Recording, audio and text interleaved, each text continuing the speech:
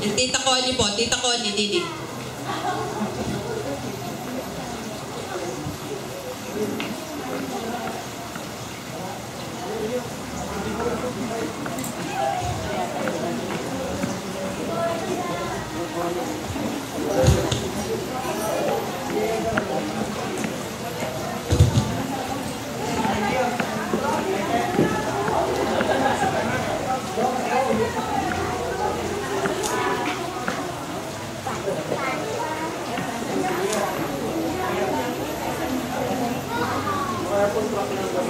Hello.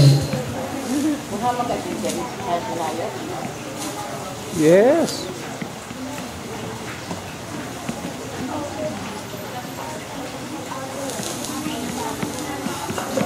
Yeah. Pag kasi hindi, susunugin ninyo sa ilalim.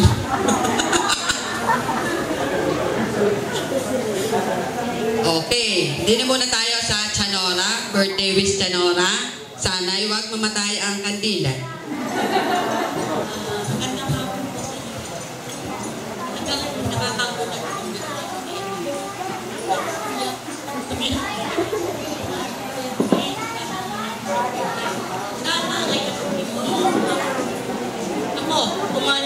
Sana gumaya ka rin sa akin na isang ngayon. Kanina yan.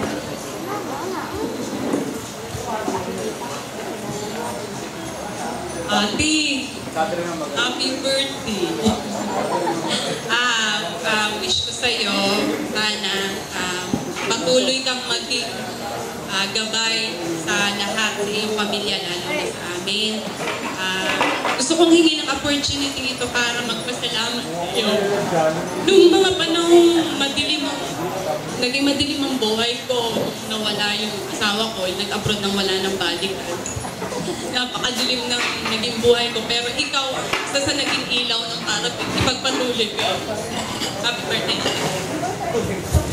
Ate Malu? Ate Ellen pala?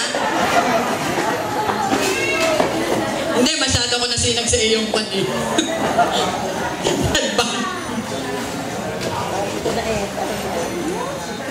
Yan.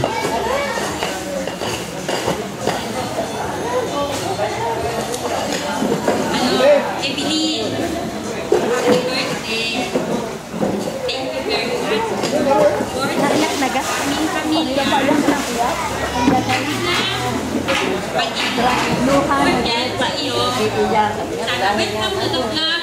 Lola Mama.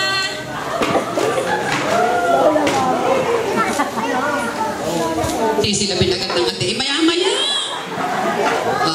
Tita Linda na. Happy birthday, Evelyn. Alam ko na-surprise ka. Ako rin na-surprise eh.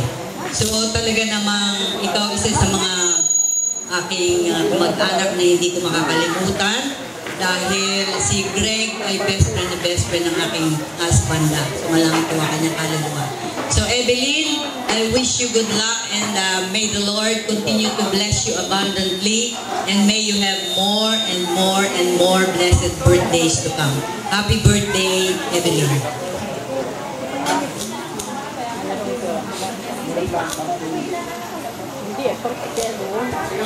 Sabihin mo kay Evelyn, my friend, schoolmate, kasama ng aking pinsan.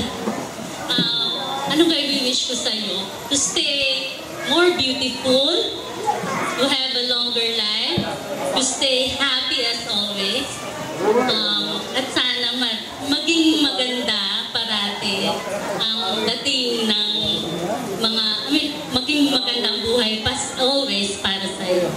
Okay, surprise din ako dito. I love you, Evelyn. Happy birthday.